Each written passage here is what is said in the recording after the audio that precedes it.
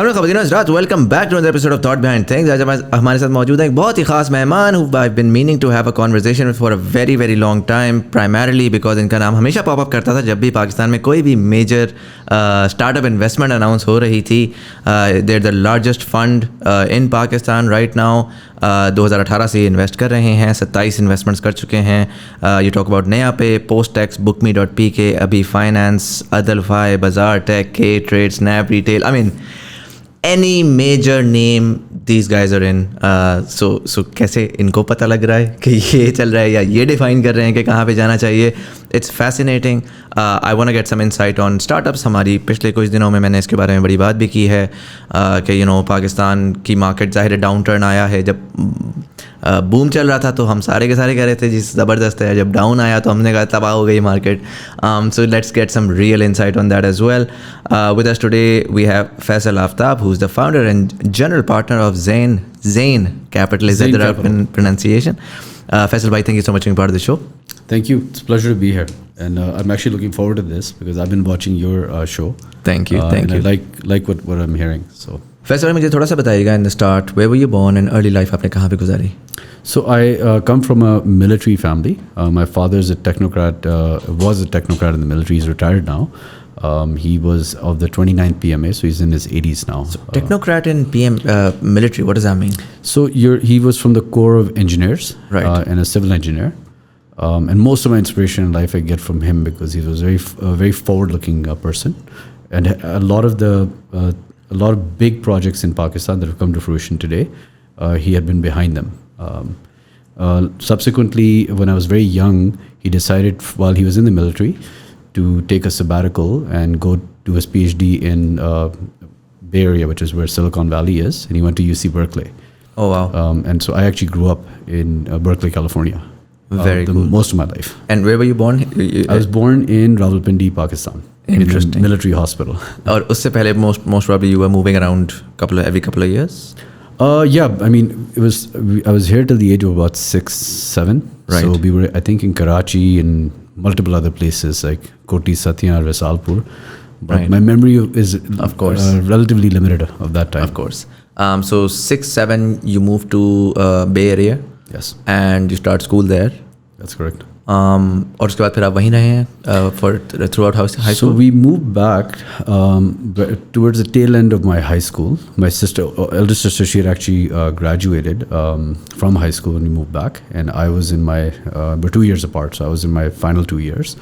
So we got back, this was around 1991, 92, and then I finished my high school in Pakistan. What school? So I went to a military school called Fauji Foundation, which was run by the Mr. Dilshad, who's the क्या नाम है आपका, Hassan Abdal's principal. So I mean, how was that? I mean, Bay Area American High School से सीधा आप land करते हैं Fauji Foundation में. That must have been quite a shift. Honestly, today the reason why I can invest in Pakistan and I have a semblance of understanding of the layers within Pakistan. Pakistan's a very layered-based country, is because actually the military is the actual melting pot in Pakistan. So going to that school, I actually got exposure to the grit of what Pakistan is versus being a burger. Of course. And that's why I invest in founders that I understand from different layers and backgrounds. Yeah, I think वो military school की खूबसूरती ये होती है कि वहाँ पे एक जनरल का बेटा भी पढ़ रहा है, वहाँ पे एक हवालदार का बेटा भी पढ़ रहा है, और exactly. It's very unique in that way. There is no other schooling system structure जहाँ पर आपको इतनी sort of variance मिलती है. You graduate from Fauji Foundation, and then what's next? Where do you go? So then I go straight to undergrad in the US. Went to a Big Ten school called Michigan State, the Spartans, right, where then I ended up doing a 5 years honors program. In what was the major? So this is actually interesting because I didn't know why I did this. My father actually wanted me to be a civil engineer, so I went into the engineering school, and he actually knew a professor there, so he suggested that I'll be chaperoned while I'm there in the engineering school. I was always a bit of a naughty child, right? So he wanted to make sure that I'm under some level of supervision. But when I got there, I realized after a couple of years, in the US, by the way, you pick your major 2 years into your undergrad. Right. So I took all the tough courses, the advanced physics and calculus and chemistry, you name it, for civil engineering. But I realized that most of my friends were in the business school. So when it came time to pick, I picked the business school as my major, and then I felt guilty that I didn't tell my father. So then I called him and I told him, and he said, "Okay, you're in charge of your own future. So we'll see how it plays out." Was that the reason why it took you 5 years of moving some core courses? Yeah, what was that? So actually, there's another interesting story about why it took 5 years. So I actually did an honors program, which was a combined master's and bachelor's. Right. So I have a master's of science in MIS and in professional accounting. So Interesting. when I went in the business school, I chose accounting and economics. As this is on the undergrad side. And then when I went for my internship to a summer internship, which was with one of the big 4 accounting firms, I realized I really didn't like financial audits. So when I came back the subsequent fall, I decided to also take management information systems. And we'll talk about this a little bit later, but it's very interesting that accounting, economics, and technology effectively are merging in where we sit in the world today. So I never knew why that happened, but it actually has helped me a lot.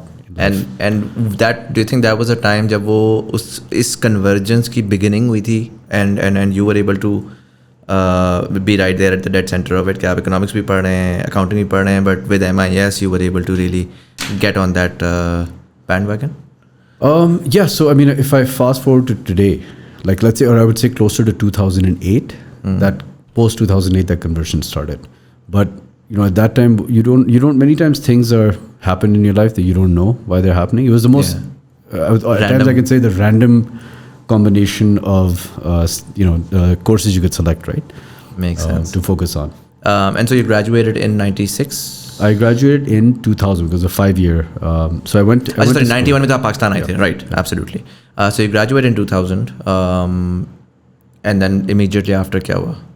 So the same company that I'd done an internship with, first in the financial audit side, I actually ended up getting an offer from their consulting side. It was called Deloitte Consulting, and so took that job offer and moved to New York. उस time पे did you know कि आप क्या कर रहे हैं, क्या ये जॉब ऑफर है? Deloitte, चलो आई एम श्योर बड़ी है, बिग 4 है, ये तो एक जनरल आपको यूनिवर्सिटी से आइडिया हो गया होगा. But if I were to ask you very simply, did you have an understanding of where your life is going and whether it will go in the direction that it went eventually?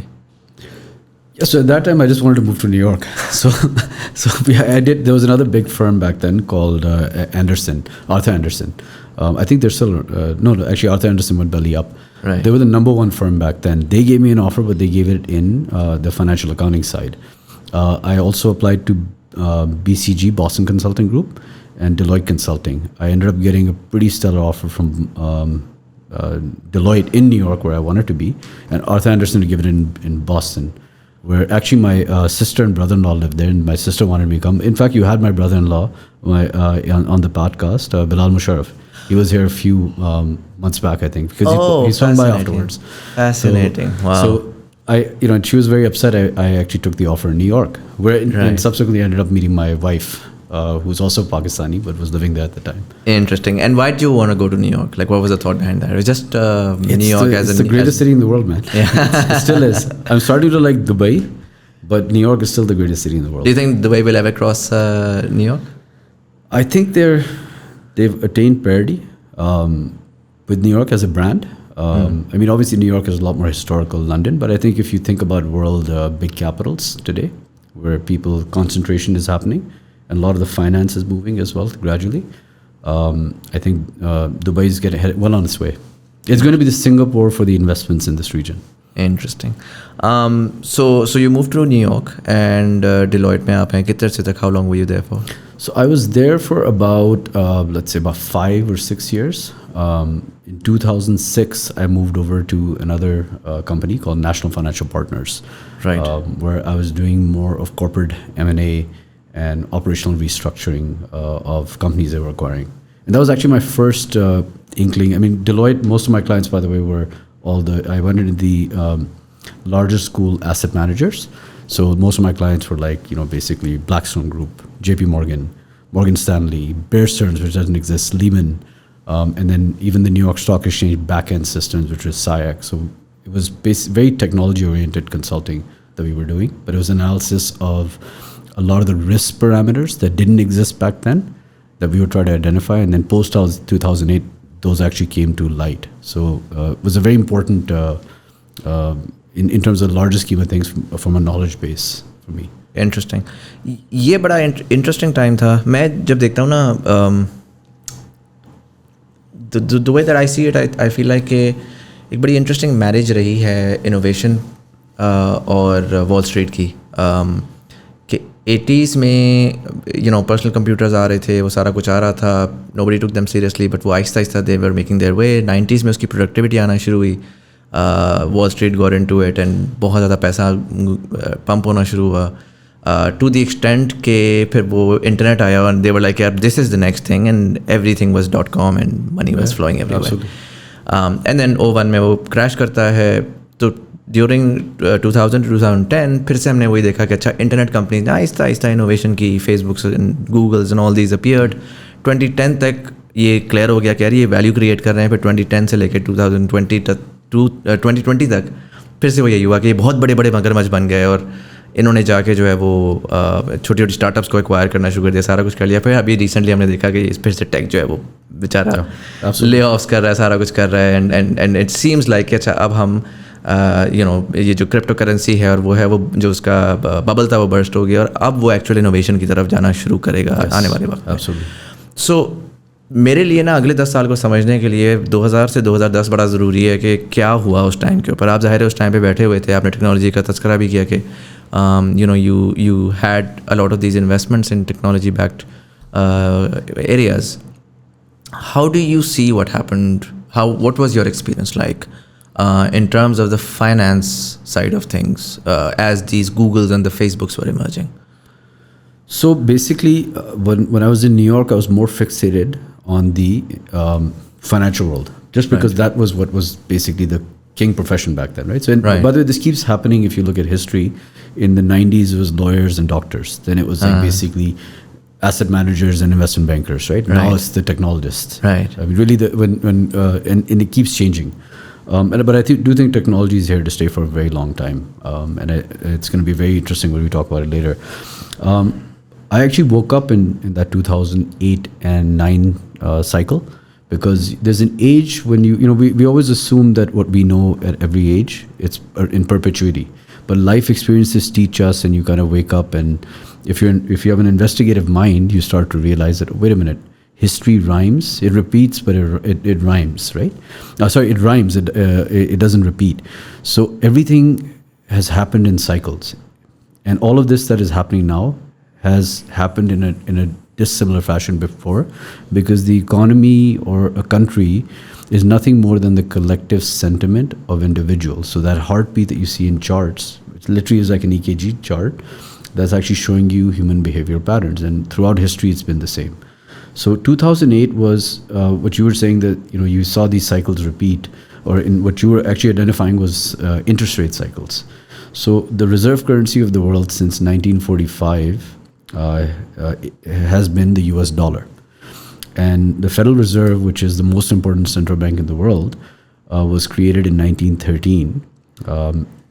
And the reserve currency status was given from the Bank of England to the Federal Reserve in 1945. Since then, we've been in a US dollar denominated standard, which was readjusted, or I would say I would use the word reset in 71. And now we're in that reset dollar cycle, which is maturing. And these are linked to, in 1971, prior to, up to 45, when the US became the reserve currency of the world, they had actually gone to a gold peg. There was something called Bretton Woods. And in that, it was decided that $35 would equal an ounce of gold. And therefore, the US had to use its gold reserves, which was about 20,000 metric tons. And by the way, incidentally, they got the gold reserves because during World War II, they said to the Allies that there's a going concern. So why don't you send us your gold reserves? And obviously they had significant amounts themselves, but they ended up with most of the gold reserves. Now this thing played out, the US, went along. And this is, by the way, very important, because I discovered all this post-2008. It's very conveniently skipped in the academic system. It starts from the 10-year US Treasury as the bedrock. And obviously as an investor, we have to understand all these things, because Google is going up in value, Facebook is going up, then they're contracting, then they're again going to pump. So this game played out till about the late 60s. The US had gotten into a bunch of different war cycles, Vietnam, Korea, where some of their allies realized that they're definitely not adhering to the peg of the gold standard. They're printing way more money. And so then France incidentally decided in, I believe it was like 1969, right, a year after the creation of the IMF, SDR, that basically that they would like to send all their dollars back to collect the gold. And then in 71, Nixon basically suspended the redemption temporarily of gold, and we started a new monetary system. Most people don't know that we're in a new dollar system. And that cycle started then. Now, the US Federal Reserve has a 2% debasement, which means target inflation rate, which is actually 2% debasement. We're literally at the precipice of that cycle. If you had 50 to 1971, we're in 2021. And if you do the math on that, 2% debasement, effectively times 50, takes out a lot of value. That doesn't mean the dollar is over, by the way. I'm not bearish on the dollar. I'm actually very, very bullish on the dollar, because these things take years to play out. But now that creates something called anomalies in the system, where you have to manage currency. So by raising interest rates, you pull currency out of the system, and you strengthen your currency. Bless you. So by raising interest rates, you're basically creating a money supply constraint. So you're pulling back currency from the system, and you're strengthening your currency. When you're cutting rates, you're actually printing money. And so what you up cycles dekh rahe hain, that is actually the dollar flushing in the world. When they lower rates, that's what they did in 2010, and then everything started pumping. Right. And basically, जब वो पैसे को खींचते हैं वापस, जो शुरू हुआ था, which we just experienced right now, starting in March of 2022, and then the dollar gets strong, and everything on the planet starts to get shaky and liquidity crunch out. अगर आपने पैसिव इनकम के बारे में परेशान है, खासकर आजकल की इकोनॉमी में जहां पर ऑलरेडी कैश कंटिन्यूअसली बर्न हो रहा है और इन्फ्लेशन हमें मार रही है, तो I am proud to announce that this video is in partnership with Sarmaya Financials. They are offering 2 very very cool trainings. Capital market fundamentals, जिसमें आप स्टॉक्स और म्यूचुअल फंड्स में इन्वेस्ट करना सीखेंगे और अंडरस्टैंड करेंगे कि आखिर एक कंपनी के अंदर क्या ऐसे फंडामेंटल्स होते हैं जिनको आपने देखना होता है टू फिगर आउट कि वो एक अच्छी कंपनी है टू इन्वेस्ट इन. और दूसरी ट्रेनिंग है टेक्निकल एनालिसिस मास्टर क्लास, जिसमें आप सीखेंगे कि किस तरीके से हम different tradable assets like commodities, forex, stocks, crypto के अंदर थोड़े से पैसे लगाकर बहुत ज़्यादा पैसे बना सकते हैं. पर्सनली ये ट्रेनिंग मैंने भी ली है and it's absolutely phenomenal. The link to the trainings are in the description below. Check them out and become financially healthy. And now back to the podcast. So जो sentiment तो ये तो वो सारा secondary है. It's basically that one bank and their policy, and that builds the sentiment then that eventually creates the cycles. Or do you think that how randomized is that policy, if I were to ask you? It is randomized in the sense that nobody wants to raise rates. I can assure you, if you're a central bank governor, it's not a fun thing when you're raising rates, because criticism आएगा, right? People lose jobs. There's human elements to this, right? But humanity has a tendency to over speculate. So जब आप मुफ्त के पैसे देंगे and there's too much money in this system, this happens in Pakistan. The plot prices start going up on a weekly basis, right? Same thing was happening in 2021. Same thing happened in the dot-com bubble. Same thing happened prior to 2008, the GFC, where people went into speculation. It was different asset classes, but they boom in a different way. So, but it's predictable in the sense that these cycles tend to last 7 to 10 years on average. But as you're maturing, again, these are like, आप कह लेंगे 50, मैंने आपको इससे breakup किया था 45, 71 onwards, because there's 100-year credit cycles. And since 71, since we're not backed by gold in our current monetary system, since everybody is effectively pegged to the dollar directly or indirectly, you're now sitting on a debt-based monetary system. So जब तक debt expand नहीं करेगा, credit, you're going to have an implosion and deflation of the system. जिसका मतलब people lose jobs, housing prices come down, stock market comes down, valuations come down. But in a way, don't you think that's a bubble? Because आप infinitely debt को तो नहीं increase कर सकते हैं ना, वो तो आप you just, I mean, that's quack economics fundamentally. Absolutely. So लेकिन history में again, if you look back, whichever point in space and time we live, we tend to believe as human beings we're very self-centered, right? Or centric in our mindset. So, hota ye hai ki we don't analyze that these things have all happened before. All unpegged systems, or they term it as fiat, eventually come to an end. Right. But but I will say this, that the US, while in our brains we think that the biggest, baddest empire that ever existed was the Romans, I think it's the American empire. I mean, look at what they've accomplished in terms of technology, in terms of multiple things. And there's now rising empires that are challenging them, such as China and their innovation in tech and various other elements in genome. But effectively, when you look at all of these things combined, there is a natural conclusion. You always have oscillations where basically one empire rises. The pound was the reserve currency. Even when it lost the status in 45, I think most of us still, wanted the pound. Maybe after 2016, you can now finally see that the UK is no longer that strong of a country, especially when India has dislodged them in terms of So I mean, size. 60 years, more than 60 years before that. The dollar's not going anywhere, by the way. As a very simple.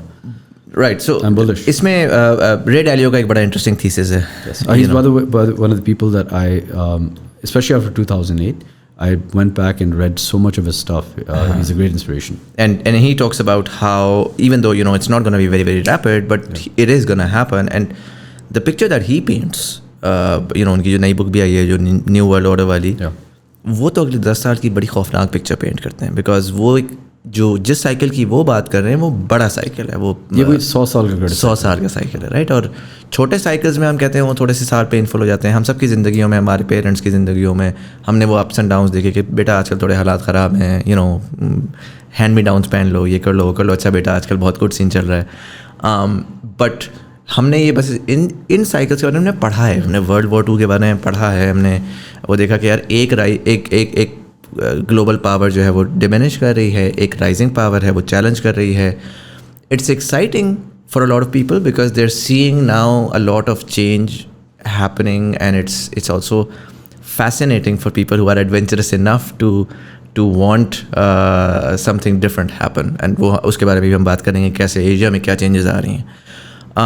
But do you think, पहला तो सवाल मेरा ये होगा कि अगर मैं आपने बात की कि फेडरल रिज़र्व की जो साइकिल है उसके ऊपर पूरी दुनिया रिफ्लेक्ट करती है और वो फिर इवेंचुअली ये चीज़ होती नज़र आती है.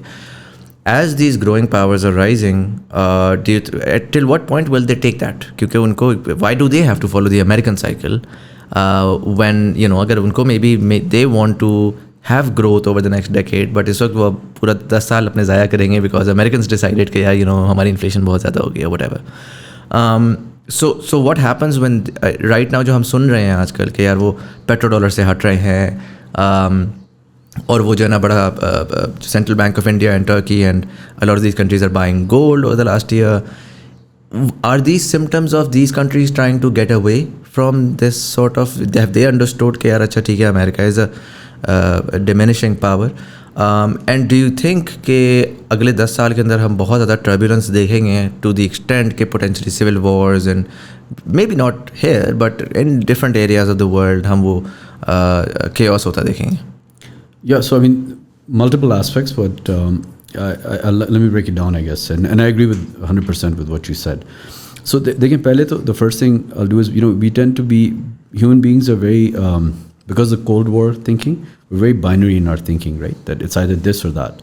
The reality is it's like gradual, right? Just a pound का मैंने example दिया था, still a pretty important currency until I would say 2016 was the end of that cycle, that now they'll gradually diminish. As a country, when they started printing in 2008, that's really the change of where the US cycle changed, right? After the global financial crisis. The choice, which wasn't much of a choice, they had to go in this direction to bail out the system. They decided to print. It took them quite a while to get an approval for $700 billion. This is, I'm talking about 2008, उन्होंने किया था. And then after that, they kept rates low effectively till about 2022 March, right? What happens is when you start printing money like crazy, that's when the loss of confidence in the system starts to happen. Similar to what has happened to us in Pakistan, where we've lost more confidence in the last, I would say, 5 years than we had, let's say, in the previous 15, right? Because जब आप tail end पे आ रहे होते हैं cycle पे, तो you get more desperate as a government, and that's the case for the American system as well. They're trying to prop up the system. Now, what happens with that is that typically that leads to stress, and that usually happens because now you have a challenger in the system. When the Soviet Union collapsed, the US became the sole superpower, and consequently everyone was like, जो पाकिस्तान में वैसे ही करते हैं जिसका card ऊपर चढ़ रहा है उसको बैक करो, right? So the whole world effectively said the US bonds are the safest, let's go and buy them, right? By the way, in 1971 when they depegged from gold, the US had to really convince people to buy their money because a lot of countries started trying to hedge, and Paul Volcker, who was the central bank governor, had to raise rates. It's very similar to Pakistan right now, by the way, to 20% to make that thing, to convince make it people, attractive enough make to it attractive, but that decimated the economy, right? Right. And then by 1991, through innovation, through hard work, which is always important. Let's not forget that hard work element, right? And in unity in as a nation. So they got to a point where they effectively, the Soviet Union imploded, and they became the sole superpower. And now that was, I would say, the start of the peak of the US. And from that point, they kept on accelerating. And then 2008, all those excesses from 1991 to 2008 caught up, and then they had to prop up the system. But keep in mind that unlike previous cycles, this time we're living in a very global financial system. So what happens to the US and to the 4 reserve currencies which are on the SWIFT, pound, euro, yen and dollar, which आपने wire भेजना होता है SWIFT system पे banking, तो सिर्फ ये इन 4 में option है. तो they hold a lot of power, right? तो that has an impact on us as well, right? Because we have to convert our money as a country, as individuals, to buy goods from overseas. So China is rising. They've actually attained technology symmetry with the US, which, because we're in the technology disruption in that final stage that I think is exponential adoption of technology, that's a very important attribute to have. India is lagging in that, Russia is lagging in that, Europe is lagging. The US and China are at symmetry. And simultaneously, they've also, in size, pretty much become as big as the US, right? So these things make then the system vibrate. And so I do think that over the next 10 years, you're going to see, it's actually a financial war, it's a currency war, which you'll see play out in the form of interest rates and trade tariffs. And it's going to be limited kinetic warfare, which you're starting to see now, for example, in Ukraine, right? Could play out in our region. This is a flashpoint. Can play out in the Suez Canal region. That's again a trade route. That's Egypt. And so you'll see these countries start to the currency start to shake. And then same thing with Turkey, right? Because that's the Bosphorus. वहाँ से सारा energy price होके आनी है. So we're actually living in a pretty good, interesting. So wait, so हम trade देखते हैं, China की ट्रेड जाती है समंदर से ताइवान के पास, तो वहाँ प्रॉब्लम चल रहा है. पोटेंशियली रेल से समंदर से पाकिस्तान के थ्रू, तो यहाँ प्रॉब्लम चल रहा है. इजिप्ट में जाती है तो वहाँ प्रॉब्लम चल रहा है. टर्की में जाती है तो वहाँ फैसिनेटिंग. तो 4 कंट्रीज जहाँ पे आप सुन रहे हैं. अच्छा. And Iran. Because the current superpower is, and all superpowers in the history, Portuguese, British, always are stronger in waters. So if you try to price trade in another currency and move it over waters, there'll be trade blockades. So land, Asia is called the Big Island. Actually, it's all of Europe and Asia is connected. Right. So if you're which is what One Belt and One Road is, an attempt to create land connections. It's an attempt to bypass a potential naval blockade on the... Spot on. There you go. Okay, so basically वो ये कर रहे हैं, वो कह रहे हैं कि जी हमने फाइनल वार करनी है करेंसी पे. जैसी वार करेंगे उधर ब्लॉकेट मारेंगे. जब वो ब्लॉकेट मारेंगे तो उससे पहले हमारा ट्रेड रूट होना लाजमी है. चेस खेल रहे हैं वो लोग. चेस खेल रहे हैं. 2 हाथी चेस खेल रहे हैं और हम बीच में पिस हैं. How do you see what's happening with the changes that are happening in Asia right now? So look, it's countries, we tend to think of them as our different countries as friendships, right? Like, oh, it's higher than the Himalayas or deeper than the ocean. The reality is these are nothing more than business, right? So there's very little emotion in it. When economic interests converge, then everything is possible, right? As they say, all is fair in love and war, right? So the largest consumer of energy was the United States until about 2020, where for the last decade, effectively, they've been having shale gas production, but uski $60 price hai. Extraction cost. So when oil gets above a certain level, then there's no need for them to import energy, right? So now the Saudis, who were primarily selling to the US, and therefore they're actually buying US treasuries. That's what the dollar is actually the US treasury or US bonds. So it's where people are worried about Pakistan defaulting. Unke bond ki demand hai. Rupee ki demand nahi hai outside the borders. So now they have to find other buyers, right? And Iranis also want to sell oil. So those buyers, the largest two consumers going forward, and where the growth is shifting, is going to be China and India.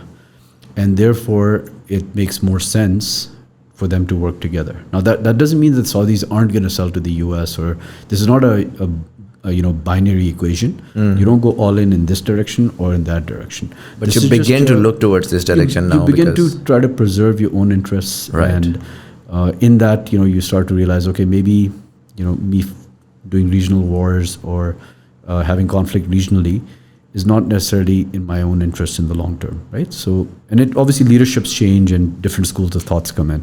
So all this is playing in all this. If you, by the way, look at the Gulf states, there's been a change in leadership. If you look at in most of the key ones like the UAE and in Saudi in the last 5 to 10 years, right? And so there's a new school of thought that's emerging. And what's that school of thought? How does that school? So I saw this very interesting talk by Mohammed bin Salman, where he talks about, Middle East being the new Europe. And उसके पीछे एक बड़ी सोच है, वो कि random बात नहीं है. वो हम तो पाकिस्तान में देख के कहते हैं ना कि यूरोप जैसे यूरोप खूबसूरत है, यूरोप डेवलप्ड है, बट वो मैं उसको इस तरह से देखता हूँ कि Europe at one point was completely ravaged by war. Yeah. And we saw over the next 60 years they've completely turned it around. मतलब मुझे नहीं लगता कि recent history में कोई ऐसी मिसाल मिलती है जिसमें completely तबाह हुई, मतलब कुछ बचा ही नहीं था उस पूरे लैंड में, राइट? और वो ऐसा लैंड था जिधर पीपल, हम अपनी पाकिस्तान इंडिया के प्रॉब्लम्स निकालते हैं, हम मतलब पाकिस्तान इंडिया के तो मुझे प्रॉब्लम्स कुछ नजर ही नहीं आते यूरोप के सामने, right? Like these people have done all sorts of atrocities against each other, they fought wars, they killed hundreds of thousands, and then suddenly they're in a system where everybody can go everywhere, and they have a single currency, and it's very collaborative and cooperative, and it just changes the fate of these nations contrary to what it could have been. Granted कि ये सारे के सारे उस time पे एक empire की शक्ल में थी, वो नहीं रहा, but it could have gone much worse. Yes, absolutely. उस कॉन्टेक्स्ट के अंदर एशिया को आप लार्जली किस तरह, मिडल ईस्ट को, बट ओवरऑल एशिया को किस तरह देख रहे हैं अब इस 21st सेंचुरी में? So it's a complex answer, but because there's multiple things happening, right? One is that technology is disrupting the industrial age effectively, the brick and mortar, which is very similar to the way the industrial age disrupted the agrarian age, the princely states, the feudals, the monarchies, right? That's playing out. And then the nation state was created. It's a relatively new creation. If you look at the world as a post-World War II, post-World War I and II creation, right? So we're moving, in my opinion, this is speculative, but a lot of things when you look at how, positioning is being done, we're moving to economic zones. So abhi, for example, and again, I'll go back to Europe, they created the Eurozone, right? I think the current battle in Pakistan is really that are we going to be part of the Central Asian economic zone under the tutelage of China and Russia, or are we going to be part of the Middle East, North Africa and Pakistan economic zone? Right?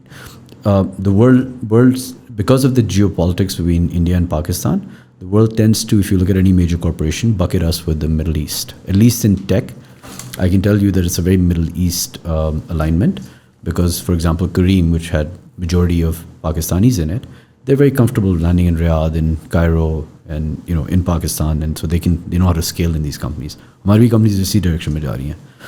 So this is actually what's driving this change in the region. Partially, one, because I told you what's happening in the US in terms of them buying energy, they're self-sufficient. Number two, also because money itself is changing. We are living in an analog system world where money is, there digits in your bank account, but settlement times are like, आपने पैसे भेजने हैं तो 5 दिन लग जाते हैं दूसरी जगह पहुँचने में, या आपने क्रेडिट कार्ड पे 30 दिन बाद सेटलमेंट हो रही है. वो तो it's more of a borrowing, but still. So we're moving to where when cash disappears eventually, which it will globally. I mean, that would be like saying, when WhatsApp or Skype came about, you'd still have people paying for long distance. This is a foregone conclusion. It's just a matter of time. it has to behave like, okay, I'm paying you money and you give me the goods immediately, right? मैं अगर check लिखूंगा आपको तो you probably not trust it. So digital payments have to behave, and you're not going to sit there wait for 1 hour अगर I've sent you money और वो settle नहीं हो रहा, right? The reason I'm talking about all this for what's happening in our region is you have to understand that creates, to create a regional currency, if that ever happens, or alliances, you need critical mass, which is land and population, right? So in my own assessment, as the world is changing, China is rising, India is rising, the big island, Asia is rising, right? Which is going to have a spillover effect on us. Regardless of what the current state is, this is just a historical cycle that's repeating itself. As we move towards MENAP, you're seeing obviously China and India become more important as buyers, and from specifically a Gulf state in Saudi Arabia, if you look at historically, they've always kept, they've had a security alliance with the US, where in exchange for pricing energy in dollars, the US has always come to protect the Saudis. But as the Saudis have become more independent in their foreign policy, prior to that, when that was the case, they were 100% aligned in foreign policy, right? Now they're trying to become more independent because obviously their buyers have changed. So in that scenario, they need newer security alliances. So one, they have to reduce their biggest conflict in the region, which is Iran. Number two, and this is why I'm bullish on Pakistan, they want to have security alignment with Egypt and Pakistan, two of the strongest states and militaries in the region. And so that kind of is that change that you're seeing happening. And then Pakistan comes with the added flair of nuclear weapons that offsets Iran's nuclear weapons, since they're pretty much at about 83% enrichment in uranium, which means they'll have a bomb. So, you kind of have a stalemate, and then that creates harmony. Remember I said there's no friendships, it's all business interests. Makes sense. तो अगर मैं सारे को now tangent पे हम निकल गए मैं ओरिजिनल मैं हमेशा निकलता हूँ बिकॉज सारी चीज़ें घूम के एक ही में मर्ज होती हैं. Before I move on to the most pressing question जो कि स्टार्ट से मेरे दिमाग में था, मुझे अगर क्विकली आप बता दें. सो 2010 you were still doing consulting. What happened from 2010 till 2023? So 2010 May, I basically then moved over to in 2012. I actually went entrepreneurial. So basically, I think I skipped this part. I'm like I have an overactive brain. So in 2006, while I was working, I actually started moonlighting, which is doing a business on the side. I saw an opportunity, and that's by the way where I learned the protocols and how the disruption that's happening, because I went through a disruption myself. So I realized that there's television channels in Pakistan. People want to consume them. Right. In the West. Right. Outside the free-to-air satellite footprint area. And so there were platforms like Dish Network in the US. There were Rogers Cable in Canada. Similar B-Sky B in Asia. So I realized that people were willing to pay money for this. Like, were you one of those? क्या Magic TV था? क्या नाम था उसका? JadooTV. That came subsequently. Yes. So you guys were JadooTV. So somebody else had founded it, and then I came in later, and I became one of the executives to scale the company. Oh wow, fascinating. Acha, sorry, you were saying. So now let's go. So basically, and disruption is important because eventually we're going to end up talking about tech. So I'm trying to link everything back, whether it's geopolitics, everything to tech, because we're in that disruption, and I want people to really understand and pay attention to this, because you can't apply the rules for the last 30 years. They all have changed post 2020. Economic, financial, even geopolitical, everything, right? Even as an investor, if you apply those rules, you're probably going to lose a lot of money. So now I had gotten channels, put them on these satellite platforms in developed markets. It was pretty good business. I was 29 years old. I basically suddenly started getting subscriptions. It was a decent chunk of money, right? But it taught me a lot. Now suddenly that business is going strong from 2006 all the way to 2010, 11. And then suddenly we start to see subscriptions drop, right? And I'm raising this with Dish Network, some of the incumbents, Rogers Cable, and these guys don't seem really frustrated about it. They're like, it's a new technology emerging, which is online distribution of television and content, which would be YouTube, Netflix was in its early stages. CDs कह रहा हूँ, the discs, they were changing to basically streaming, right? Because bandwidth improve हो रही थी. So incidentally, I had gotten wind of this because when I was looking for where all Pakistanis and South Asians wanted to consume content, I looked at even Japan and Korea, and वहाँ पे I found an IPTV platform that was catering to people, even though it was 60,000 subscribers. But you know, if people are paying like 50 cents a month, that's a decent chunk of money, right? So I realized that Japan and Korea were a lot more advanced than even the US because infrastructure, it's cheaper to set up infrastructure in smaller size countries. So their bandwidth back then in 2006-7 was almost like 100 megs or so, 50 to 100 megs average. So the US में थी 5 megs. Right? This I'm talking about again 2006 era, 2006-7 era. So Jump TV, a bunch of these platforms started coming. So I kept on signing. I was the first person at least in the South Asian industry, maybe not in India, but in Pakistan, to catch wind of this. Just because I was in the front line, so it's easier. But the incumbents, none of them saw this disruption coming because they were so comfortable as big entities that they said this is completely a fad. It's going to go away. Similar to the internet was a fad, right? And effectively, then I started noticing a new platform that's spreading like wildfire in the US, and everybody was talking about it, and this was JadooTV. And basically, so the relationship started where I sent a notice saying to take my channels down. But when I met the individual, he was actually a pretty smart guy. He was a Pakistani entrepreneur in his mid-50s. He actually he went to Urbana-Champaign in Illinois, and he created a company called Dazzle that was the first VHS tape to conversion into digital when the computers were there, and was one of the initial pioneers of the MPEG standard, the mediums that we're on now. So this was right up his alley, right? Yeah. In terms of understanding this stuff. So when I spoke to him, I realized that, okay, there's something called DMCA, Digital Millennium Copyright Act, that, he didn't understand this. He's like, look, these are unencrypted channels sitting on these satellites. So all I'm doing is really just, encoding them and offering them to people. And under the DMCA, a channel is supposed to notify you if you have locked up rights in another country, right? So I did that. Incidentally, I was one of the few people where my channels had non-exclusive rights because the larger distributors would always lock up exclusive rights. And I had specifically carved out IPTV, which they didn't really see as anything important. So I got the channels placed on it. But after talking to him, I realized that he has no understanding of content and the content world. So I said, okay, how about we partner? I'll create a content company where I go and acquire content rights.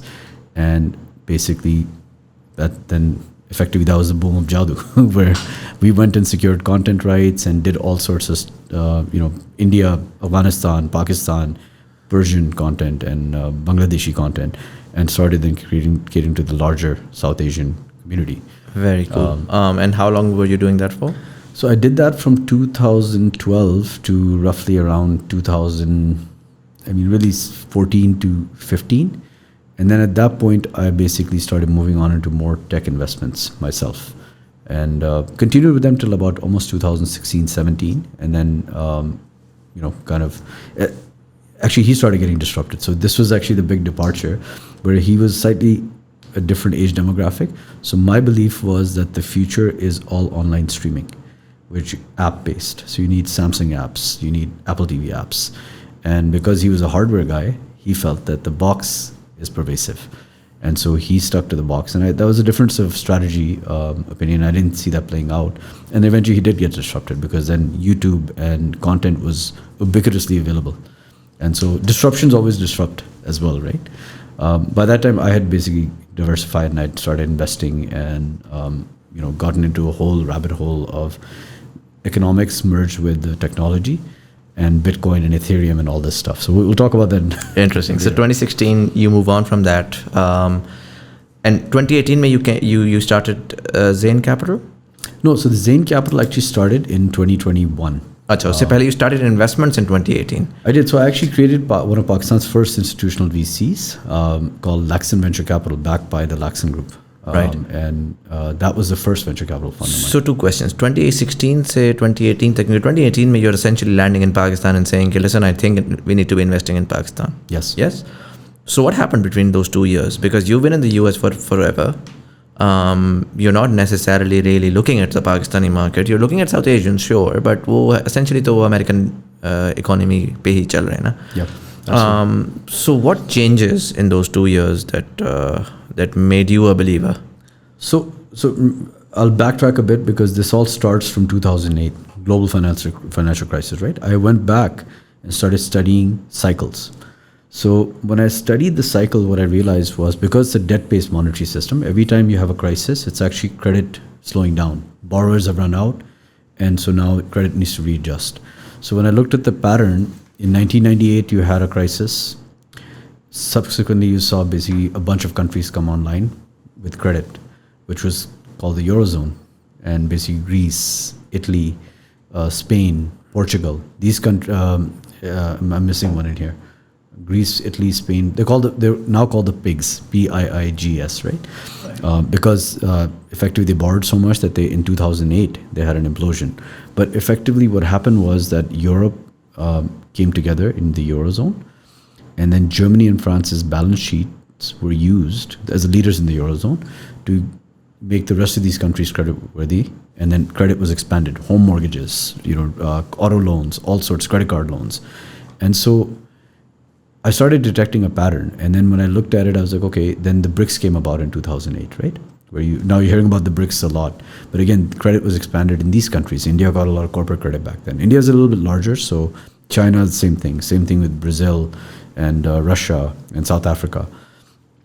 Now, so at that point, I was like, okay, where in the world is the next, whenever the next crisis comes, and I told you that's predictable 7 to 10 years, where is it going to happen? And in that scenario, what I realized was that, wait a minute, this is, looks like it's the next 11, which Goldman Sachs had coined this term. When you look at the next 11, it's like Egypt, Pakistan, Nigeria, all these countries, right? And I was like, okay, where do I have home turf advantage? Basically, all you have to do is position yourself before credit arrives. And it's essentially riding the wave. And so if you look at it now, we're in that crisis. This is because it was the epic bubble. So is this the crisis that is followed by credit arriving, or is this is a crisis that is a prelude to the credit arriving, because you have high interest rates in countries like Pakistan, unlike the developed markets, which are much more documented, right? So you need, in order to lend, you need historical data on individuals, and over there it's in the form of paper, like your salary slips and all that. In countries like Pakistan, or the next 11, also, by the way, BCG and Google termed it as the next billion users. All these countries fall in that domain. You're going to need data on people. So this is not going to be your traditional bank lending. It's going to be digital lending. And so your सारी behavior patterns आपके capture हो रहे हैं through your phone, all this stuff. They'll be used to so ये जो बाजार है और जो ये सारा का सारा ये essentially वो एक network बन रहा है.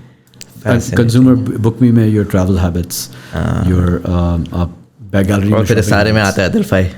Otherwise, credit scoring. I think you figured out my portfolio better than some of my investors. They're like, आप ये क्या कर रहे हैं, मुझे समझ नहीं आ रही है. और वो उधर नहीं आ रहे. Fascinating. चलें, I won't go into much detail there, but okay, but चलें. Next question ये आता है कि पहले तो मैं 2 मिनट लूँगा. मैं बड़ी अच्छी गेम खेली है सर. इसके पे क्लैप करूँगा. जो मेरा सवाल है ना, वो एक्चुअली वो आपने वहाँ पे आंसर कर दिया है, क्योंकि कंजम्पशन वाला है. इट साउंड्स लाइक कि मैं घूम के आ रहा हूँ, बट मैं आई डोंट नो, अगर नहीं समझ आई आपको तो फिर से स्टार्ट करें और फिर से देखें. और अगर तब भी नहीं समझ आई तो इनके पोर्टफोलियो में 4-5 कंपनियाँ हैं जिनकी पॉडकास्ट मैंने किया, और उन सबसे मैंने एक सवाल किया था कि आप ये वाला प्ले क्यों नहीं खेल रहे, और उस पर वो खामोश हो जाते थे. तो वो उनका इधर हो गया है. मुझे ये बताएं कि देखें, फंडामेंटल्स मेक सेंस. ठीक है, आपने एक साइकिल किया, आपने कहा कि I am going to bank on that cycle. अब मैं थोड़ा सा जूम इन कर लेता हूँ. राइट, पाकिस्तान में मुर्तज़ा सैयद साहब कहते हैं कि यार $75 अरब आपने अगले 3 साल में निकालना है. आप नहीं निकाल सकते. पहले आपको कोई ना कोई जंग मिल जाती थी जो कि आपकी इफेक्टिवली बैड ड्रगी हैबिट्स को फ्यूल कर देती थी. That's not gonna happen. So what we are seeing is कि वेरी वेरी शॉर्ट टर्म के ऊपर आपको एक बहुत मैसिव किस्म का पेन अभी डील होना है. अभी भी you are not at the, जैसे कहते हैं ना, बॉटम आउट नहीं किया आपने. उस पेन के बाद how do you reconcile with first of all that pain, second of all the fact that we don't have any मतलब हमारा वो डीएनए ही नहीं है जिसमें हम ग्लोबल मार्केट जो छोड़ें, हम रीजनल मार्केट्स के साथ कनेक्ट हों और कनेक्ट होके हम पार्टिसिपेट करें उस ट्रेड के अंदर, चाहे वो सर्विसेज की हो चाहे प्रोडक्ट्स की हो, so on and so fourth. वो क्रेडिट अगर आ जाता है और वो आके पार्क होता है और वो रियल एस्टेट को पंप करके बाहर निकल जाता है तो उसका तो कोई फ़ायदा नहीं है ना as such. you add political instability to it, you add continuously, you have this demographic 50+ जो कि एक सर्टन तरीके से पाकिस्तान को चलाना समझते हैं और ज़ाहिर है 50+ पावर में भी है, ग्रांटेड कि आपके पास I'm only 4 years away but granted कि आपके पास बहुत बड़ी एक यूथ बल्ज है जो कि अब पावर गेन करी every year on year, they will gain more power and they come with a different understanding all together. But constantly आपके पास एक सॉर्ट ऑफ स्टेटस को, जिसको हम जनरली कहते हैं, जिसको जितना भी समझा दो उसको समझ ही नहीं आती कि there is a different way of doing things and understandably समझ नहीं आती because they are so used to controlling power both in terms of soft power as well as the capital and all of those things in the old system, in the old economy, right? What I'm seeing right now is कि पूरी की पूरी economy completely आपकी unravel होके वापस put together होगी और एक नए system है इसमें painful होगा. It has to be painful for the old guard. It can't be I mean, some of them will convert and we're beginning to see a lot of these sort of family groups. That happened in the previous cycle also, right? The smart ones converted to the rising industrial age, sold their lands and built factories. And the other ones will be devastated. So, जो मैंने आपको disruption की analogy दी थी कि जो when you're very powerful and earning money from a business, it is very difficult for you to see that this tiny little new emerging thing is going to make me money, right? So the incumbents always can never disrupt. That, in fact, Laxon, that was one of my major discussions with them. That guys, it's in order to disrupt, we have to think differently, right? So we can't back these, and they're a forward-looking group, by the way, so they understand all this. So usme, in fact, some of the investors in that's how I would explain it to them, that you're actually defending your own businesses, and a lot of them put money in to learn about this change. So effectively, the way you have to look at it now is that a bulk of the people will be disrupted, right? Especially, I won't even get into the rabbit hole of AI. वो जो करेगा उसमें, if you're not a creative person, you really are going to struggle. Anything logic-based, accountants, lawyers, all that stuff, right, is going to get disrupted very rapidly in the next 5 to 10 years. And don't underestimate the adoption rate. If you just look at the leapfrog from landline telephones in Pakistan, where people were on wait lists, to then when cell phones launched and the fruit stand guy had a cell phone as well, that's the same speed with which this adoption is going to take place. So you don't have 20, 30 years. You have about maybe 10, 15 max, if I were to speculatively give a timeline, right? So let's look at this from a new angle. We were in the financialized world. The US का जो dollar का standard था, and let's say they're all the JP Morgans, Goldman Sachs, and all the banks and the amalgamations. The key to documentation was touching the banking system or financialization, which was paper-based documentation, right? In tech, it's tech-based documentation. Case in point, and I'm doing the analogy because this is where I feel like many in Pakistan, हम जब रोना शुरू होते हैं 70 साल से हम ये हो रहे हैं. Let's forget that. Let's look at the opportunity in front of us.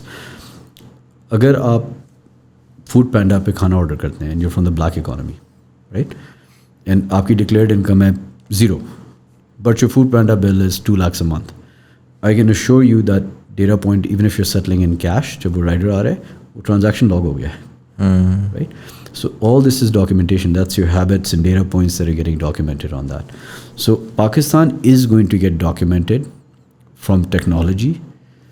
So rather than कि वो टॉप डाउन हो रहा है, वो बॉटम अप हो रहा है, वो पूरा का पूरा हो जाएगा और आपने एक पॉइंट पे आके कनेक्ट करना है. जिस दिन कनेक्ट होगा तो उस दिन is gonna be a nightmare for all the people जो कि अपने हिसाब से रह रहे थे. We really need to begin to understand कि the tax collection is coming very soon and the documentation is coming very soon. आपके पास एक चॉइस है, या तो top down you understand the change and then you take the rectifying actions in order to basically ensure that you are leading this disruption. Otherwise, the very concept of decentralization is not कि दुनिया decentralize होगी. It is the incumbent powers that know that जो black economies हैं वो capture होंगी, तो वो नीचे से आपको आके capture करके अपने systems में लेके जा रहे हैं. Food Panda is European. That's going to be the European digital currency at the back. Front पे आपको digital rupee नज़र आएगा. पीछे वो यूरोप के साथ इंस्टेंटेनियसली कन्वर्ट होगी, यूरो के साथ. फेसबुक इज़ अमेरिकन, फ्रंट पे डिजिटल रुपी होगा जो रास्ट के through eventually when we do our central bank currency, वहाँ से डिजिटल डॉलर होगा, ठग करके 1 सेकंड में सेटलमेंट्स होंगे, जो भी स्टेट बैंक के थ्रू हो रही है ना, वो रास्ट बन जाएगा. State bank will evolve into Rust. So not to recognize this change and doing an analysis from the history, it basically is, in my opinion, I think the Gulf states have recognized this. That's why you're seeing them rise. I think Singapore's recognized this. I think China's recognized it. India's definitely recognized it. That's why Modi demonetized the rupee in 2016 for wallet adoption, which is documentation. So I've been saying this to people in Pakistan since about 2015, 16. A lot of my friends that come from the very affluent segment of Pakistan have gone to some of the best schools, Harvard, Yale, Princeton, Oxford, Cambridge, tend to, the more involved you are in the existing system, the less likely you are to spot change, because it's fear that's forcing them to question this change, because उनकी अपनी livelihoods impact होती हैं. एक fear है जो कि question करता है, एक fear है जो उसको stop करता है, right? जो डिसरप्शन के चैम्पियंस हैं और जो सपोर्टर्स हैं, उनका ये फियर है कि the people who are in charge, because they are all part of the old system, they are not gonna allow for that change. How do you ensure, for example, और rather how do you reconcile with this idea कि यार I don't care who is in charge, it's now in, at what point does it become inevitable, and are you seeing the inevitability of it play out? The inevitability, I mean, nothing is 100%. Only God knows what's going to play out, right? But I can say with myself, putting my own, bet on it, and saying that with my own reputation on the line, this is 100% certainty. The choice is ours. Do we want to let other people disintegrate Pakistan's economic fragments into their economies, or similar to what happened in the 70s, where we lost half the country? That was in a more industrial age separation, right? Or do you want to actually control it from the top down? When I say control it from the top down, that doesn't mean you Pakistan will ban kar do har cheez. That doesn't work. Never worked for YouTube, did not work for WhatsApp, has not worked for anything, right? In reality, you create, you actually facilitate the process, right? And so you create the right environment for this process to go, which, by the way, our government has done. People are very critical, regardless of political side. All governments in Pakistan, whether it's been the PMLN government, PPP government, or PTI government, and associated coalitions, when it comes to technology, they've all been actually very soft on it and actually tried to encourage it, because they do understand it. Masla hai ki just political expediency makes you short-sighted. You're trying to constantly, we're actually a company in distress. We're just trying to solve things, and we don't realize that we have a gold mine sitting in the form of our undocumented economy. In my opinion, our documented economy, which today, actually, given the state of Pakistan, that how bad things are, yet nobody's burning tires and killing people on the streets. That's the black economy that's sustaining. There are no imports. You have a current account surplus. Apparently, nothing is being imported. The shops are full. The coffee is there. The Paul Mitchell shampoo is available. KPS. So I'll give you an example, right? What I said was, if your declared income is 0, yet your food panda bill is 2 lakhs, right? Similarly, if you look at the taxpayer base, I mean, it's barely 250 million people, like 3-4 million registered taxpayers हैं, जिसमें से 1 million जो है 0 है, हाँ. और फिर ऊपर से जो फाइलर्स में भी हैं, उसमें से बहुत से nil वाले हैं, right? I think I'm one of the only idiots that's paying taxes in Pakistan. But the point is, look, you're not going to document in the way until you enforce digital payments, which is what Modi did. Now we can sit here and do these comparisons. India is going here, we're going here. I'm like, did you analyze the steps they took? So we're at this inflection point, right? It's really like India in 91, where they took the population growth, like suddenly their population had grown and they turned into a consumption economy. And then they took tough steps and basically effectively became a producing and export oriented and domestic consumption as well. Rather than importing, you produce it locally, right? Something called real effective exchange rate hota hai. In Pakistan, by the way, it's at a beautiful place right now, where it's at below 90s. That means you don't import, produce domestically. Jab 100 se upar hota hai, which it has been for the last 15 years, you don't need to produce anything. So there's a bunch of factors that all come down to currency and interest rates, right? So now we're at that same combined slot where एक तो हो गया Manmohan Singh's India in 1991. When I say Manmohan Singh, I'm talking about the economist Manmohan Singh. Right. And I'm talking about Modi's 2016, where he demonetized the rupee, and Ambani was throwing free data for wallet adoption simultaneously, right? Those are not random events, they were planned events. Consequently, India is the 5th largest economy because black economy is gone. उनकी कोई 70% plus जो है banked हो गए इस वक्त wallet. अच्छा, so that जो उन्होंने फ्री इंटरनेट क्या देना शुरू किया था, रिलायंस वालों ने आके जो है जी वो फ्री वॉलेट एडॉप्शन. उसने he is a smart guy, so he realized he is like look who cares about the data, if I get them I am the bank, right? This disruption is also having a merger of banks and tech company. Eventually Facebook, all these companies are going to have a banking side, right?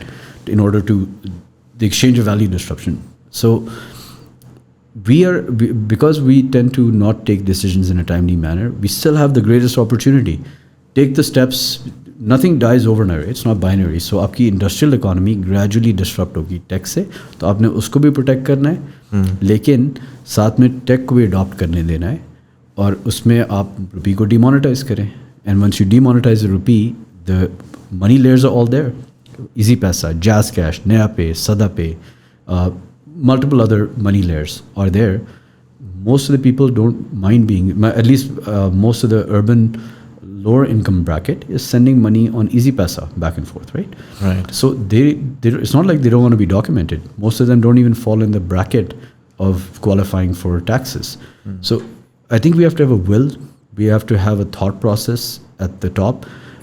One of the issues that I see in Pakistan is also because of the Sifarish concept.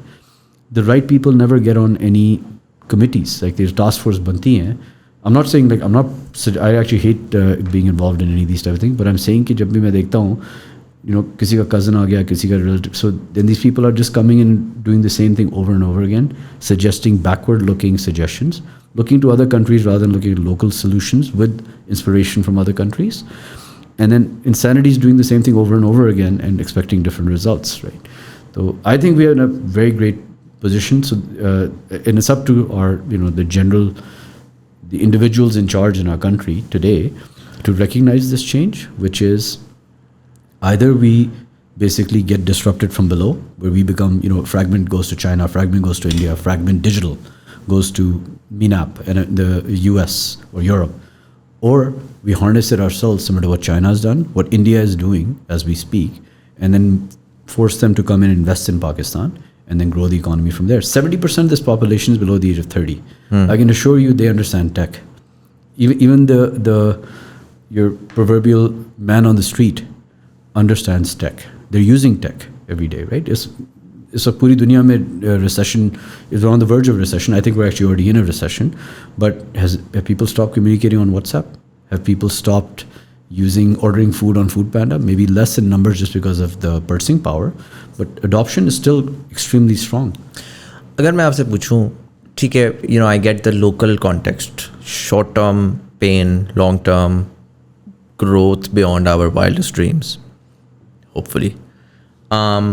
एक piece of the puzzle जिसके बारे में मैं आजकल बहुत ज़्यादा सोच रहा हूँ, इसका कोई जवाब दे नहीं पाता, और वो ये है कि at the end of the day, if you want to, ठीक है, आप local, you can't be an isolated, you can't be North Korea, right? So you can't say कि यार मेरे पास कोई पैसा आ नहीं रहा, मेरे पास कोई पैसा आ नहीं रहा और मैं जो है वो दुनिया की तमाम सर्विसेज को पैसा दे ही जा रहा हूँ. सो क्योंकि tech does not have borders, and so जैसे जैसे आपने कहा चंक्स लेके जाएंगी ये कंपनी वो कंपनी, और वो बड़ी डिफरेंटली चंक्स लेकर जाती है. दे डोंट इवन केयर कि वो पूरे साल का book me को Chinese company buys it, right? हाँ, which they will eventually, or an American company. तो एक percentage is always going to be going to them, चाहे आप उसको जिस तरह से भी play out करें. The fact is कि you're not effectively in a position where on some level you can also go be a Pakistani company and go to other countries and take some of their chunk back. So for example, trade है ना, मैं कहता हूँ यार मैं आटा बाहर से मंगवा रहा हूँ और मैं फुटबॉल्स बेचता हूँ, ठीक है, तो मैं उसको इक्वल कर लेता हूँ. Sure. मैं टेक में जाता हूँ तो टेक में एट एवरी गिवन टाइम मेरा पैसा बाहर ही जा रहा है बाय एंड लार्ज. मैं अभी जाके ये नहीं कर पा रहा कि लेट से मेरी कंपनी पाकिस्तानी है जिसकी टेक्नोलॉजी सूडान में इस्तेमाल हो रही है या नाइजीरिया में इस्तेमाल हो रही है और उस कंजम्पशन इकोनॉमी के अंदर 1% मेरे पास एट एवरी पॉइंट पाकिस्तान में आ ही रहा है.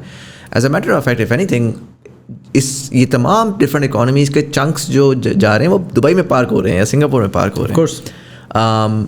So on some level when you're looking at it, someone has to identify कि ठीक है इंडस्ट्रियल एज ख़त्म हो रही है, शायद हम इन प्रोडक्ट्स की उस तरह से कंजम्पशन अब वो with the climate change world and all of that हम उसको थोड़ा सा शायद कम भी करने की कोशिश करें.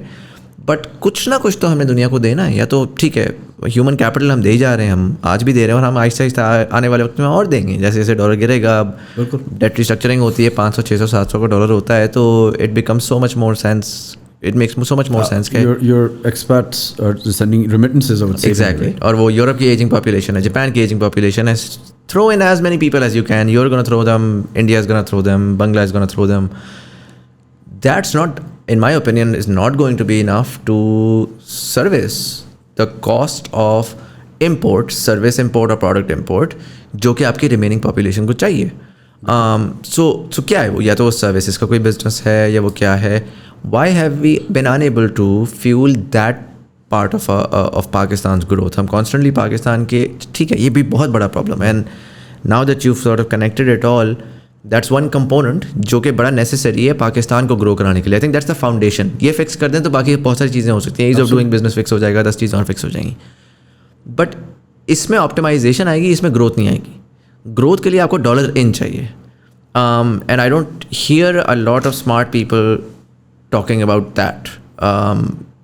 What are your thoughts on it? So again, India is our closest comparable, right? So let's start with the old system, right? Just what you're saying is about, and so everybody's trying to increase exports. And we're really good in a lot of things. I mean, honestly, we're really bad marketers. Like, for example, our FIFA ball is a good ball. They connected, the dots connected. It's been the ball that's been used since they realized this is the best ball. Is tarah ki our crafts, and there's so many industries that are phenomenal, right?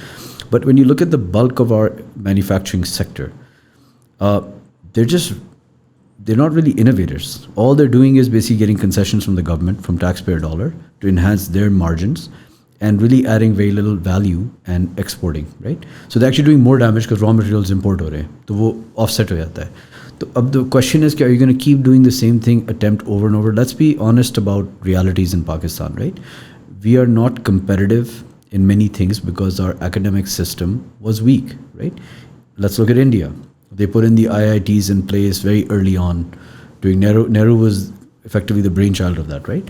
So all that was in place. If you have 25,000 engineers that get produced in from a tech point of view, barely 500 are the ones that can actually get a decent job anywhere in the world, even domestically, to produce something, right? In your manufacturing sector, there's a lot of good companies. I'm not denigrating. A lot of good businesses are out there, but you've kind of missed the boat, and you just can't keep giving subsidies. Whether it's the auto sector, we have 1990s ab aa gaye hain. There's no domestic, like effectively supply chain. You were supposed to build that, right?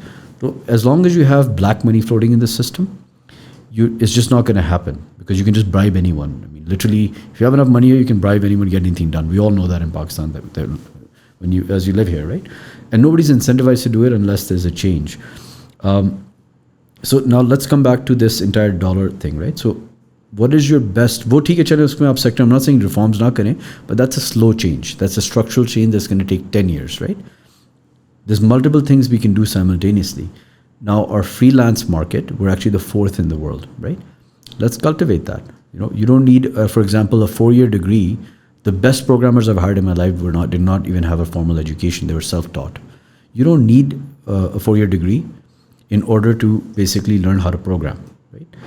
And so why not set up technical training centers and try to produce better quality? I'm not asking the government. This is a call to the private sector, and go out there and become the funnel, because Pakistan's labor arbitrage is so cheap right now that around you has all these smart contracts are written, and all the rest of the region around you is digitized.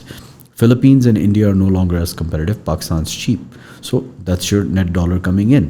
अब वो state bank की अलग policy है that basically allowing that money to come to Pakistan. As long as you have capital controls, nobody's going to want to bring money back, right?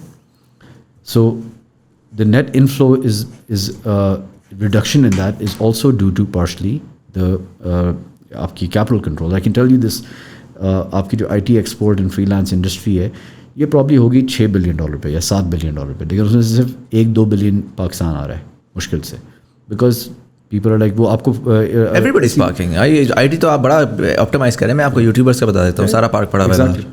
So my point is, you have human resource as your number one asset. Why are we shy about that, right? We Pakistanis are some of the smartest people on the planet. When collectively we're a disaster, but individually we're geniuses. You go look at any field around the world. You look at Silicon Valley, big tech, right? You see Pakistanis in pretty senior positions. The chief battery officer of Apple was a Pakistani. When you look at basically finance, Blackstone Group, you look at Goldman Sachs, look at any of the big asset managers on the planet, right? You'll see Pakistanis there. That's not the case with many other countries. Whether you look at African countries, even Middle Eastern countries, that's a rarity, right? So Egyptians, Pakistanis, Iranis tend to be more intellectually, highly educated because we didn't have wealth as a nation, right? So you'll see doctors, engineers from our part of the world that do very well. So my point is, it's okay. Those are your assets. The people here are your assets. Not everyone's going to move, but you can actually now sit here and do work anywhere on the planet. So why not use that, but incentivize everyone to bring money back to Pakistan? So that's one mechanism of offsetting it. Obviously, the other is having less reliance on it. There's no reason to bring, stuff that is not needed in Pakistan. For example, I realized that we import dal from abroad. I mean, that was an awakening for me. I mean, I thought dal was a local, it's one of our local staples, right? Usko bhi hum nahi kar rahe enough. Abhi atta, for example, they're complaining. We've had a banner crop this year. I can assure you kya hoga. It's going to run out because wo hoard karke bahar smuggle karke le jayenge, right? So these are things I can't fix. I can only see what's happening. From my perspective, again, I'll become more selfish in this scenario. From my perspective, it's a very simple thing. I'm betting on companies. Either the state can take advantage of this disruption that's happening, whether they want to or not. Even अगर आप बंद कर देंगे regulatory crime लगानी, वो होती रहेगी नीचे, राइट? तो या वो दूसरी इकोनॉमीज के अंदर चली जाएगी. So either someone's going to buy it out or it's going to become a huge आपकी thing. पूरी इकोनॉमिक एक्टिविटी. So करीम के जो 3.1 बिलियन की जो Uber ने वैल्यूएशन की थी, right, which was an over valuation at that time, but I mean it was still a formidable company. I think उसमें से कम 800 मिलियन जो वैल्यू थी वो पाकिस्तान से आई थी. वो हमारी क्या सिर्फ राइड हेलिंग जो ये कैब वाली सर्विस थी, जो हमारी इकॉनमी को भी डॉक्यूमेंट ही नहीं हुई थी बाय द वे. किसी ने, आई मीन, जब टैक्सी वाले को दे रहे होते थे आप कैश, तो think of the logic, right? But where did that get logged? Kareem was listed overseas. That got logged in the holdco GDP, right? That's okay.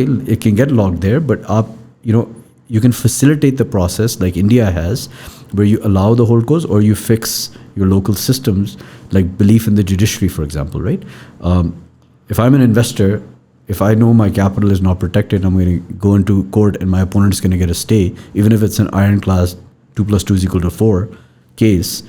I'm going to say, I want to put money in the holdco in Singapore where I want to enforce. By the way, our fund also invests in holdcos only because our investors will not allow us to invest in Pakistani incorporated opcos.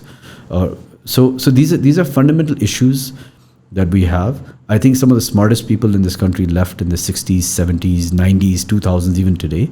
And so what's happened is that everybody that's left is effectively part of some, one grouping or another where they're just making money from the state. And that to me is, I think, they're going to be disrupted, whether they like it or not. But again, I'll say why they'll be disrupted, right?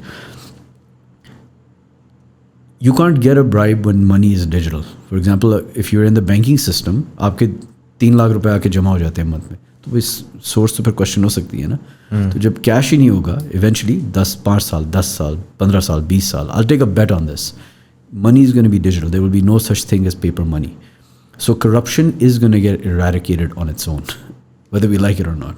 We just need someone, a grouping of people. I don't care. I'm, by the way, apolitical, so I don't care which side is there, to have the recognition that, okay, even if you're a head of state, you're still from Pakistan. So if Pakistan looks like a really bad place in the world, you're not going to get respect even outside.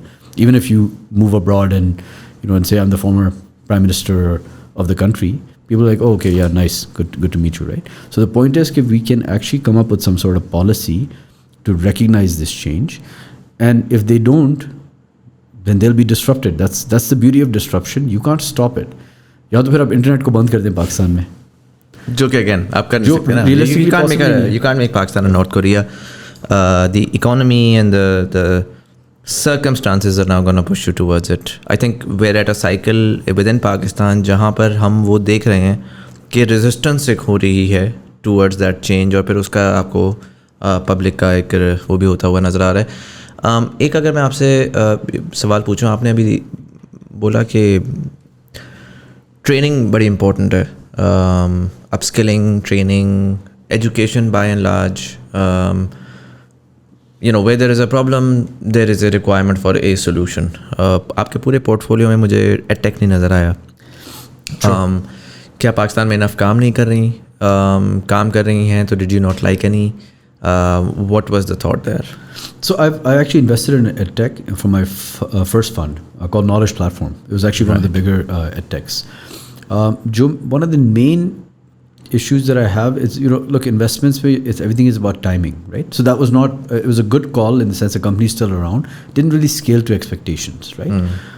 The reason is because this was something that I missed, I feel like, was access to meaningful enough screens. So if you're a child, or even if you're a student, you're not going to take your father's phone to learn for 5 minutes or 10 minutes, because most of the time that phone is usually, if your father's a business person, or just in general, that's where people are conducting business. So आपको एक dedicated screen चाहिए, एक छोटा सा भी नहीं, even if you can get a tablet, right? So जब तक वो नहीं आएगा तो you don't have the total addressable market that's online. ठीक है, बच्चे हैं, you can say कि there's 43 million school going kids and this and that, but the reality is that access is limited. So from a scaling a true edtech, you first need fintech, which will then create the installments for families to be able to afford a tablet for a child, right? And then, obviously the government can facilitate, but in my world, I actually try to find problems without the government. I still think you can solve problems. So edtech will have its day. None of the edtechs in Pakistan have been really able to monetize. There's about 7 or 10 of them. Egypt may be here, by the way. So I don't think edtech is ripe in Pakistan. Somebody's going to end up making a good call. I've chosen to concentrate more on the B2B, B2C, and fintech side, because I think wahan pe I'm doing my part of the contribution, which is to try to document that economy. Makes sense. Really, from a private sector, what I will say, people are looking for what to do in this economy, right? I think that outsourcing is going to only amplify. I mean, if people understood the importance of the exchange of value disruption, any piece of paper contract that's written in paper has to go into a smart contract. The concept of, that is mind-boggling. There's a whole podcast we can do on that. That's actually my underlying thesis of what these changes are. But in reality, those contracts have to be rewritten, right? On Solidity, the Ethereum language. There's, depending on if that platform wins. So people can set up centers themselves, private centers, and then become a funnel to train resources, and then have them placed. Like I was saying, if Saudi is going to become the Vision 2030 and Dubai is going to continue to become the blockchain and the tech center, I mean, if you look at any co-founder or founders in the UAE, they're usually from India or Pakistan, along with the locals. So we are part of the talent, right? We shouldn't be shy about it. Let's train our resources. Again, I gave the analogy in the 70s, they sent all the labor, like for construction and your oil boom. This time, you're going to send skilled labor that's actually trained, but you don't even actually need to physically send them to them. I mean, the cream of the crop will end up there, but a fair chunk of people will be working here, and the salaries are going to, purchasing power is going to increase. Makes a lot of sense. Inward flow. Makes a lot of sense. I'm going to wrap this up. We're at the 1 hour, 22 minute mark. Faisal bhai, I'm going to ask you one last question. I asked all of my guests. How do you see Pakistan 27 years from now, knowing all of what you know now, seeing all of what you've seen? So we're at an inflection point. So this is a 50-50 bet. Either we're going to be basically not such a great place, where, like I mentioned, everybody will take pieces of Pakistan from a digital point of view, and they'll benefit, right? And as a nation, we can probably get amalgamated into one economic zone or the other. But I'm more optimistic, and I'm actually bullish, and not because I'm investing in Pakistan. Frankly, I wouldn't be. I mean, what I do, I can move to any part of the world, and I'm pretty much hedged. I was in the US for such a long time, right? So this is not a self kind of preserving statement. I mean, it is really a great opportunity. This is the one time, if you look at OECD Common Reporting Standards, regulation is pointing here, which basically is saying, hey, nation state, we will send your taxpayer data. If somebody spends 6 months or more in your country, we will send their global data back to you. And so there's no such thing anymore with mutual legal assistance of being able to hide money, right? Number two, and this will take time to implement, but that agreements are in place. We became a signatory in 2016, if I remember correctly. Number two, FATF, which is actually pushing in the garb of money laundering and your anti-terror financing and narcotics. It's actually focusing on traceability, that down to, which is actually enforcing digital payments at the end of the day. That's the only way, the banking sector, KYC, AML, CFT. So यही तो मसले हैं पाकिस्तान में सारे. आपने रिश्वत देनी है, वो बंदे कैश की वजह से दे रहे हैं ना.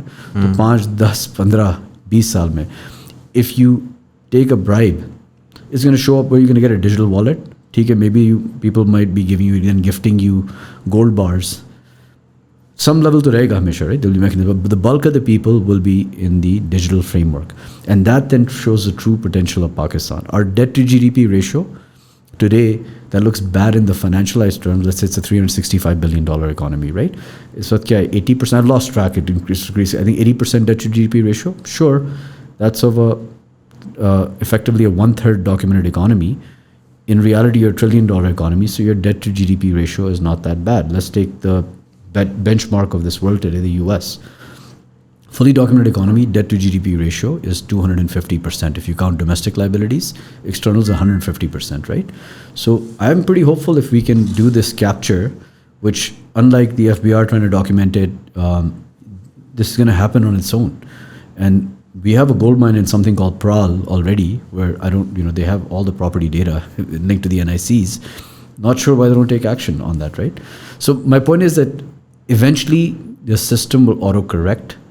Therefore, I'm very bullish, and I do think that the money is going to keep pouring into tech. Foreign investors will come in, but then they'll buy up your state-owned enterprises, they'll buy up your private businesses, and that's what I call as the underlying. नीचे से they clean it up, and then suddenly जब boom cycle आएगा तो आप कहोगे यार ये तो बड़ा fit scene था, except that they're the ones who's benefiting because you were. Look, people will benefit regardless, right? Of Pakistan. Will the average person benefit? Yes, because look, the state may become weak, but the person they'll become globalized citizens essentially, and they'll benefit at the end. We're moving into a global. Everyone is effectively a global citizen today, right? So we have differences today, but as time passes, we're going to become more and more integrated. Like for example, when I left Pakistan in the 90s for college, right? The awareness of, let's say, what was, what music was playing in let's say New York or the US, right? And what shows were people watching. There was a lag effect. Today, people are on the same page. The dress sense in Pakistan, I'm talking about like in even at the lower income demographic, is much better because people are switched on, they're connected. So we're all already global. My kids, I mean, for example, they're playing Roblox. I don't actually discourage it because that's going to be their world. When they go to meet my friends' children in London or in New York, they actually start discussing that, hey, yeah, you're in this game. There's kind of no lag. So, we're headed in the right direction. It's going to happen whether the people around us want it to or not. When I say people around us, I'm talking about the status quo. And so the better thing is to embrace that change and to allow it to happen. Accelerate it.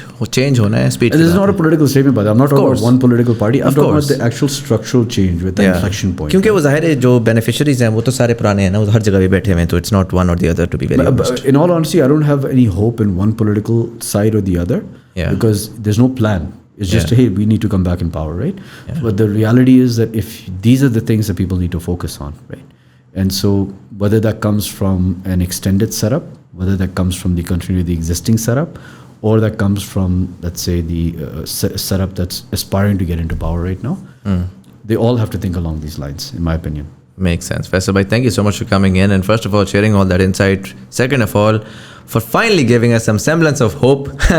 I think hope मिल जाती है long term पे, तो लोग थोड़ा short term का जो pain है वो भी बर्दाश्त करना सीख जाते हैं. But this was very, very insightful, and I'm excited to see this vision of Pakistan that you've built. I hope that we can see it soon, or at least begin to see कि वो जो dip है उससे अब हम finally next year Q3 2024 चले. You'll start to see it. I'm excited to see that. Thank you so much for coming in. Thank you for having me. Pleasure. And for all of you guys, thank you so much for watching. अगर आपको ये episode पसंद है अपने दोस्तों यारों के साथ ज़रूर शेयर करिएगा. नीचे कमेंट सेक्शन में मुझे आके बताएं what do you think about everything that Faisal has mentioned. Do you think कि वाकई क्या पाकिस्तान के हालात तकदीर बदल सकती है? क्या do you think कि पाकिस्तान में डीमोनेटाइजेशन हो सकती है? आजकल इसके बड़ी इंटरेस्टिंग डिबेट हो रही है कि 5,000 रुपये का नोट जो है वो डीमोनेटाइज कर दें और इकोनॉमी को इस तरीके से आप ब्लैक से वाइट की तरफ लेकर आएँ, उसको डिजिटाइज़ करें. What are your thoughts? Do you think कि ये डिजिटाइज हो जाएगी? गवर्नमेंट्स जो हैं वो eventually will they pave way for this change that will happen. Let me know in the comment section below. YouTube वाले लाइक का बटन दबाएंगे, एंगेजमेंट की ज़्यादा लोगों में कन्वर्सेशन पहुंचेगी. ऑडियो प्लेटफॉर्म्स वाले सब्सक्राइब का बटन दबाएंगे, आने वाले एपिसोड्स की आपको नोटिफिकेशन मिलेगी. यहाँ पर कहीं पर इजी पैसा जायज़ का सादा पे आ रहा होगा. If you'd like to support the channel, we accept anything from 1 rupee to as much as you'd like. It's the thought that counts. But anyways, this was Sayyid Muzammil Hassan Zaidi. You're watching Thought Behind Things. Thank you so much for watching, and I'll see you in the next one.